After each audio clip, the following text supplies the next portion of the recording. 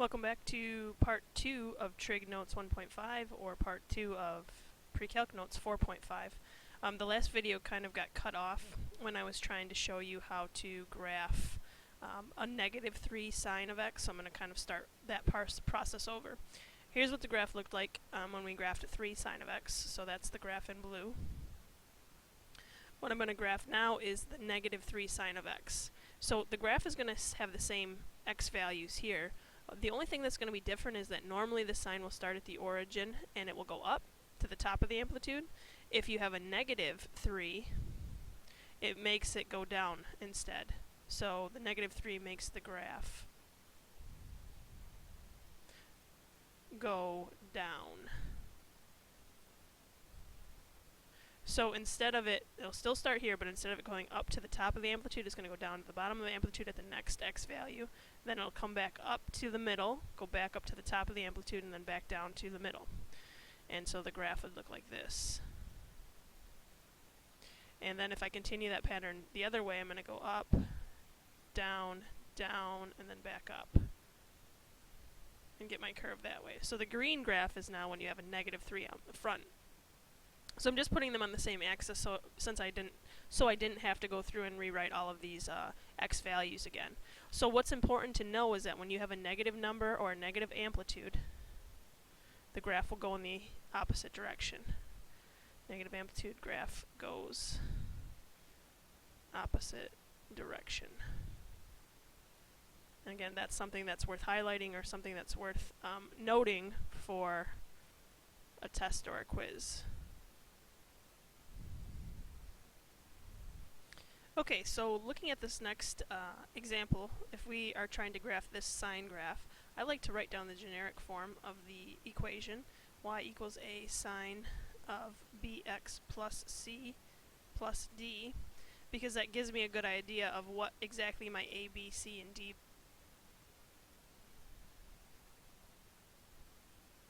So I know my a value would be a 1, because it's the imaginary 1 in front of the sine.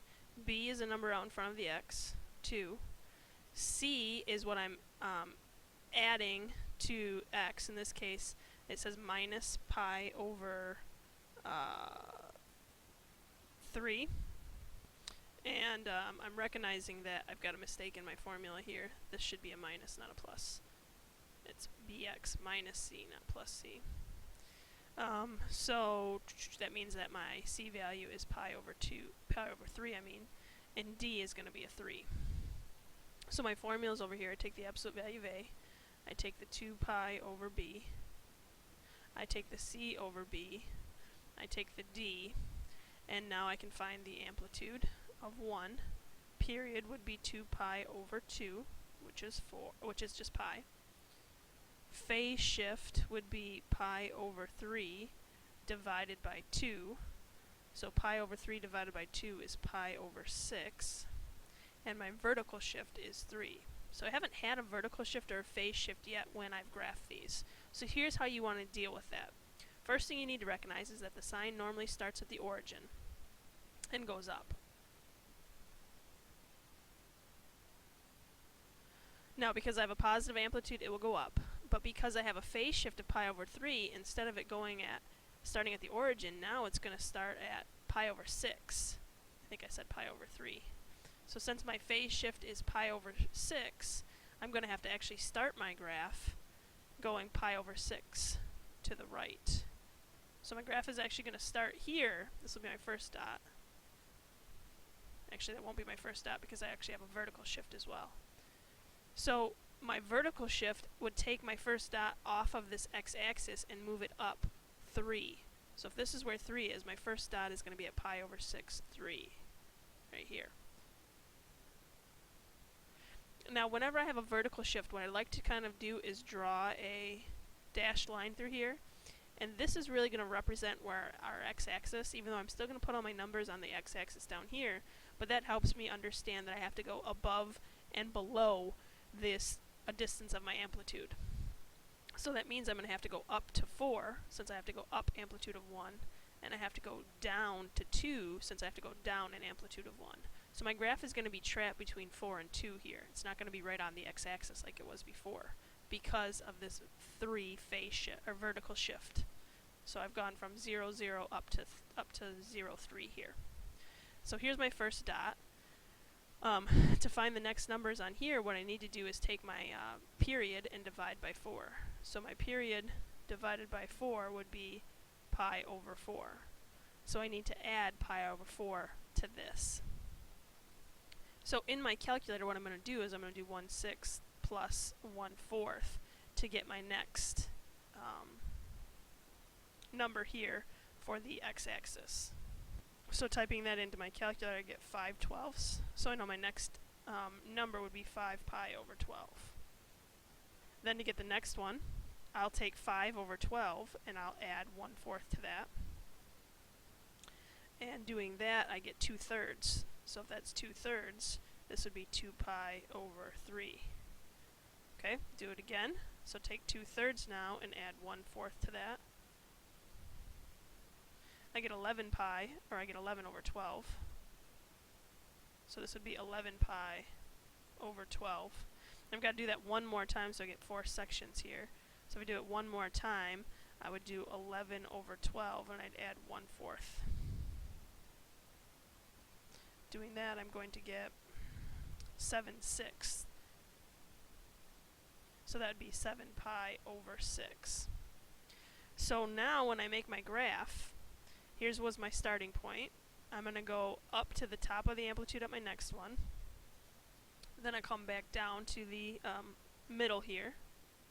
Then I go to the bottom of the amplitude at the next number on the x-axis, and then I go back up here. So this graph, one period of the graph will look like this. Now I need to get my second period, which is going to go backwards. So take this starting point, 1/6, and if we were adding 1/4 before, let's subtract 1/4. So 1/6 minus 1/4 ends up being a negative 1/12. So if it's negative 1/12, my next point would be right about here, negative pi over 12. Then take negative 1/12 and subtract 1/4 from that. You get negative 1/3. So your next point would be negative pi over 3. Let's subtract 1/4 from that. And when I do that, I end up with negative 7/12. So this would be negative 7 pi over 12. And I've got to do that one more time to get my fourth dot here. So if I do negative 7/12 and I subtract 1/4, I end up with negative 5/6. So this becomes negative 5 pi over 6. And if I continue the pattern, now the next dot will come over here at the bottom of the amplitude at negative pi over 12. The next one comes back up to the middle, then I go back to the top of the amplitude, and then I come back down here. So the graph will look like this. What a lot of students will do is they'll assume their next dot is going to be at 0, 0. It's not going to be at 0, 0 here because of this phase shift. So when I subtract 1/4 from 1/6, I go past the 0, 0, and that's why my first dot, I'm going backwards, was at negative pi over 12. And so that's what two of these periods would look like. Again, this is typically the hardest portion of these, is getting the numbers on the x-axis here. And the way that you can do that is take your period and divide it by 4, and then start adding that number to the starting spot, and start subtracting that number from the starting spot to get all of the numbers here. The last thing I needed to do was talk about where it ended, where one period ended. The first period ended at this dot right here. Here's the starting spot. One cycle was right here, so that is the coordinate point 7 pi over 6, comma 3.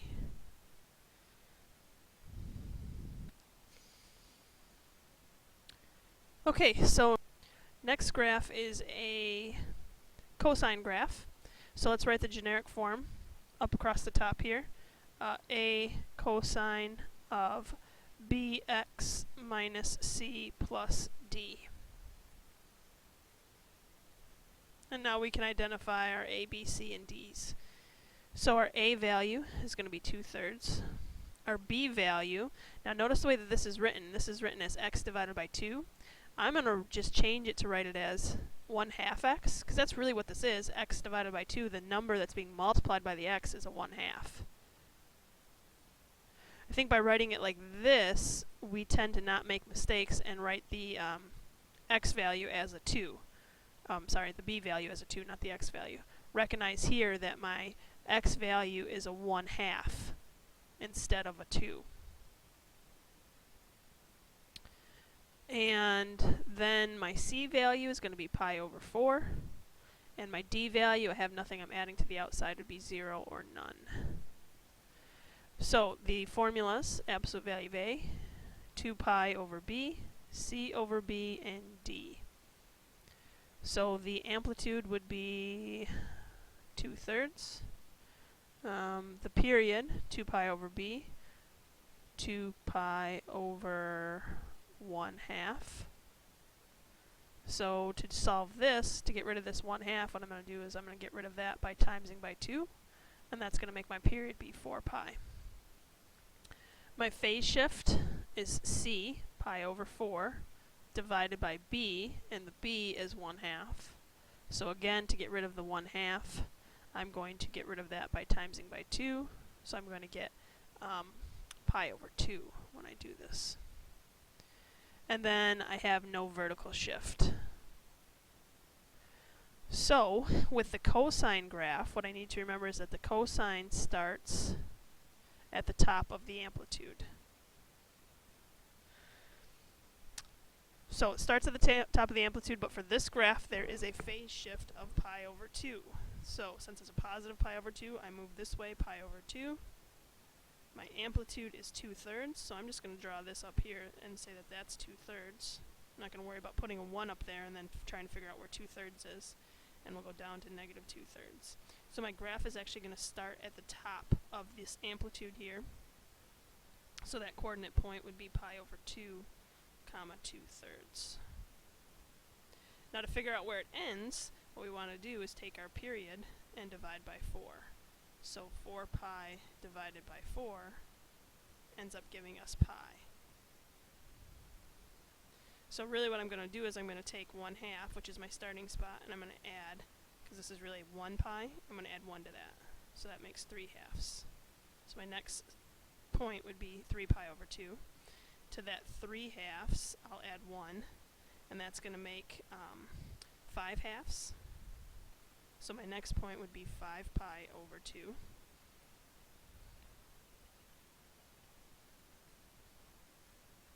To that 5/2, I'm going to add 1, and that's going to make 7/2.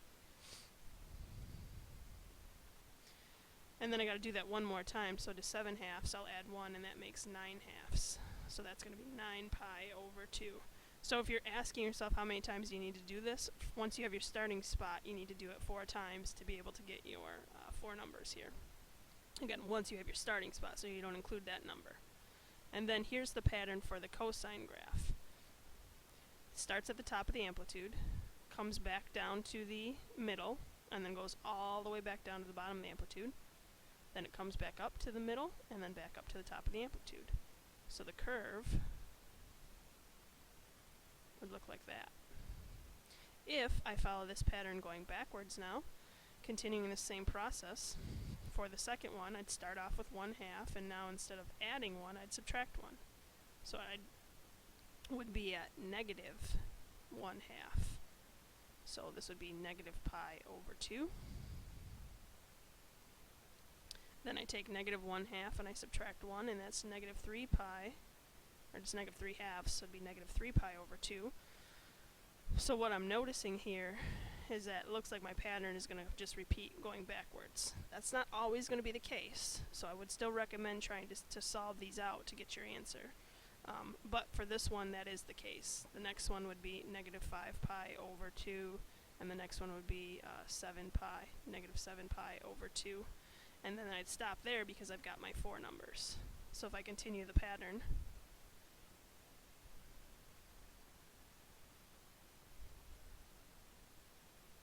my graph would look like that. The last thing I want to do is put my ending point. So this is my starting point. That was my ending point of my first period. That was 9 pi over 2, comma 2/3.